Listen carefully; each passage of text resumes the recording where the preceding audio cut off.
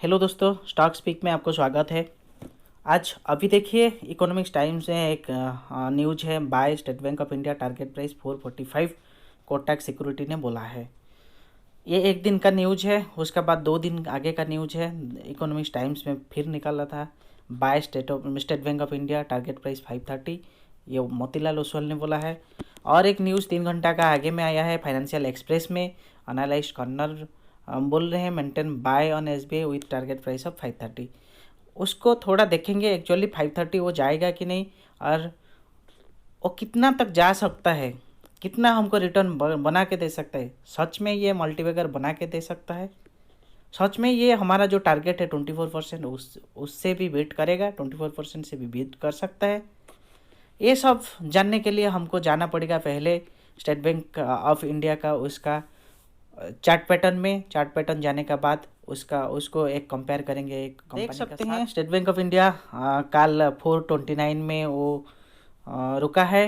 अब देख सकते हैं मैक्सिमम का चार्ट पैटर्न में क्लिक किया, उसका बाद देखिए वो स्टॉक ऊपर गया है। मैं मानता हूँ ऊपर गया है, बट अब देखिए शुरू से आज तक 2099 से आज तक रिटर्न दिया है 2745%, मतलब 27 गुना रिटर्न दिया है 20 ईयर्स में। सोचिए आपने 20 ईयर्स में 27 साल, हमको 24% रिटर्न के लिए 10 साल में 10 साल होना चाहिए, 10 गुना होना चाहिए, और 20 साल में 100 गुना होना चाहिए। ये 22 ईयर्स में 27 गुना हुआ है। तो हमारा ये जो टारगेट हमारा जो करते हैं 24%, ये state bank of India fail है। बट हम देखेंगे कि ये बैंकिंग सेक्टर में अलग कुछ कंपनी है क्या जहाँ पे हमको रिटर्न हमारा जो टारगेट है वहाँ पे बन सकता है क्या। ये पास्ट में नहीं दिया है, फ्यूचर में देगा कि नहीं हमको पता नहीं है, क्योंकि ये गवर्नमेंट कंपनी है। गवर्नमेंट कंपनी में गवर्नमेंट का इंटरवेंशन रहता है। जहाँ पे गवर्नमेंट का इंटरवेंशन रहेगा वहाँ पे मैनेजमेंट अच्छा से सोच नहीं सकता। मैनेजमेंट अच्छा से सोच नहीं सकेगा, मतलब आपको रिटर्न भी अच्छा देने वाला नहीं है। वो जो चाहेगा वो कर नहीं पाएगा। अब प्राइवेट कंपनी में आप देखेंगे वो मैनेजमेंट पूरा स्ट्रांग है, वो लोग जो चाहेंगे वो करते हैं। उन लोग का ओनली मोटो है कैसे कंपनी ग्रोथ होगा। But in government company social banking किया जाता है। सोशल बैंकिंग मतलब जो पब्लिक को अच्छा लगेगा, पब्लिक का बेनिफिट के लिए वो किया जाता है। बट प्राइवेट कंपनी में वो लोग वो करते हैं, सोशल बैंकिंग करते हैं, बट फास्ट प्रायोरिटी उन लोग का प्रॉफिट है। प्रॉफिट को वो पहला देखेंगे, जो प्रॉफिट को पहला देखेगा वो ज़्यादा रिटर्न बनेगा। हमने एसबीआई का साइड में देखा था कि 22 ईयर्स में वो 27 गुना रिटर्न दिया है। बट आप देखिए अभी आए हैं हमने एचडीएफसी बैंक लिमिटेड में, जो कि मार्केट कैपिटलाइजेशन में बहुत बड़ा है। मल्टीबैगर फ्यूचर में पास्ट में था, फ्यूचर में भी मेरे को लगता है रहेगा, क्योंकि वो ग्रोथ 24% में 23-24% में ग्रोथ कर रहा है कंपनी। उसका सेल्स ग्रोथ इतना है, प्रॉफिट ग्रोथ भी आसपास है। अब देखिए मैक्सिमम चार्ट पैटर्न में वो कैसा रॉकेट बन के गया है। आप देखा था एसबीआई चार्ट पैटर्न ऐसे फ्लक्चुएशन होते होते ऊपर गया था, बट ये ऐसा चार्ट पैटर्न है कि पूरा रॉकेट है। आप एक तीर मारने से जैसे पूरा सीधा जाता है, ऐसे पूरा सीधा गया है। उसका देखिए हमने देख रहे हैं 1999 से देख रहे हैं, मतलब 22 साल में वो 26,838% दिया है, मतलब 268 गुना। आप सोचिए 10 साल में हमको 24% होने के लिए 10 गुना चाहिए, 20 साल में 100 गुना चाहिए, बट ये 22 ईयर्स में 268% ग्रोथ किया है, जो कि हमारा 24% को भी बीट किया है। मेरे को लगता है आप एसबीआई और एचडीएफसी से एचडीएफसी बैंक ही चुनना चाहिए, क्योंकि ये पास्ट में रिटर्न दिया है, फ्यूचर में भी देगा लग रहा है। उसको मानते हैं एसबीआई लार्जेस्ट बैंक है, बट मार्केट कैपिटलाइजेशन में एचडीएफसी उसको पिछड़ा है। वो डबल है उसका मार्केट कैपिटलाइजेशन में। इसलिए मेरे को लगता है एचडीएफसी बैंक देगा रिटर्न देगा। उसका क्वालिटी बिजनेस है। एसबीआई भी है, वो गवर्नमेंट का काम करता है, बट एचडीएफसी इतना गवर्नमेंट का काम नहीं करता है। ये ओनली प्रॉफिट ही प्रॉफिट देखता है, फास्ट उसका मोटो। अभी हम कंपेयर करेंगे एचडीएफसी बैंक का chart pattern with SBI bank का चार्ट पैटर्न का साथ, और देखेंगे कि कौन सा कंपनी कितना साल में कितना टाइम में बीट कर रहा है। एक साल का अंदर में देखिए एसबीआई बीट किया है, एसबीआई पूरा ऊपर गया है। एचडीएफसी उसका आगे में कंपेयर नहीं हो सकता।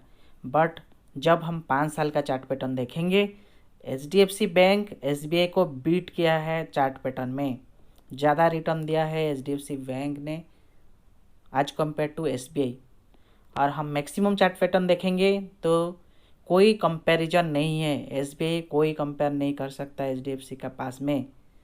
एचडीएफसी बैंक मल्टीबैगर बनाया है रिटर्न, एसबीआई नहीं।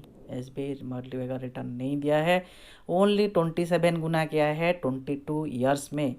उसका बाद हम देखेंगे, उसका बाद कैलकुलेट करेंगे वो 27 गुना 20 ईयर्स में किया है, वो कितना परसेंट रेट ऑफ इंटरेस्ट है, और ये सही में इन्वेस्टमेंट करना चाहिए या नहीं। मेरे को लगता है एचडीएफसी बैंक को वो कभी भी कंपेयर नहीं करना चाहिए एसबीआई का साथ।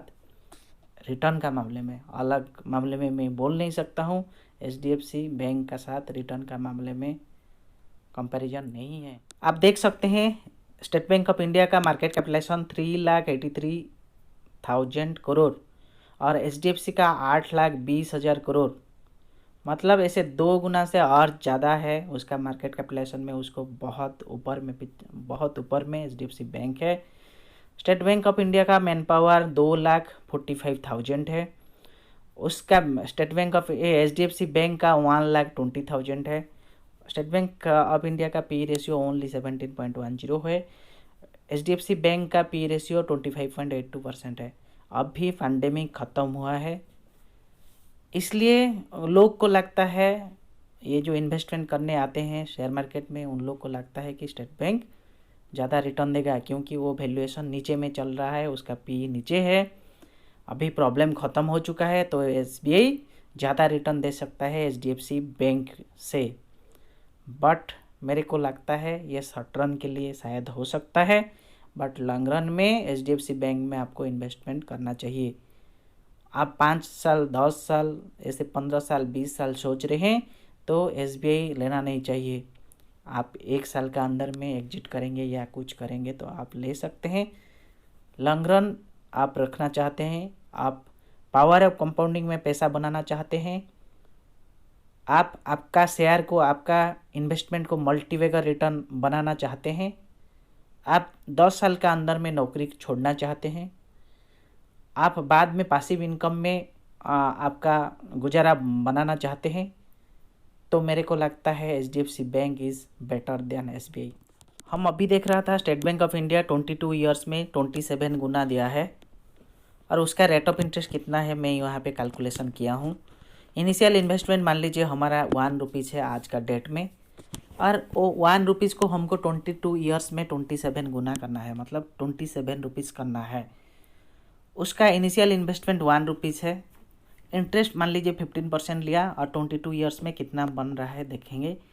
ये देखिए 1 साल 2 साल 5 साल ऐसे 10 साल ऐसे 15 साल 16 ईयर्स, 22 ईयर्स में 26 गुना, मतलब ये हम जो देख रहा था स्टेट बैंक में 27 गुना दिया है 22 ईयर्स में, ये वाला मैच हो रहा है। ये रेट ऑफ इंटरेस्ट कितना है, ये 15% ओनली है, जो कि निफ्टी 15% रिटर्न देता है। आप मान लीजिए 15% रिटर्न लेना चाहते हैं तो स्टेट बैंक में क्यों इन्वेस्टमेंट करें, आपको अलग कंपनी में भी इन्वेस्टमेंट करना चाहिए। निफ्टी 50 में डायरेक्ट इन्वेस्टमेंट कर देना चाहिए। निफ्टी 50 में ज़्यादा रिस्क नहीं है स्टेट बैंक का साथ आप कंपेयर करेंगे तो। स्टेट बैंक में ज़्यादा रिस्क है, बट निफ्टी 50 में ज़्यादा रिस्क नहीं है, क्योंकि 50 कंपनी वहाँ पे है। आपका एक पोर्टफोलियो है निफ्टी 50, इसलिए आपको 15% लेना है तो स्टेट बैंक में इन्वेस्टमेंट नहीं करना है, उससे ज़्यादा बेहतर है निफ्टी 50 में इन्वेस्टमेंट करना है। आप सोच सकते हैं कहाँ पे इन्वेस्टमेंट करें। ये वीडियो में उतना ही, मैं नेक्स्ट वीडियो में दिखाऊंगा आपको एचडीएफसी बैंक का फंडामेंटल, और दिखाऊंगा उसका टोटल डिटेल्स, उसका बिजनेस कैसा करता है, क्या है। टोटल दिखाने के बाद उसको कंक्लूजन निकालेंगे कि HDFC बैंक को क्यों खरीदना चाहिए। जय हिंद।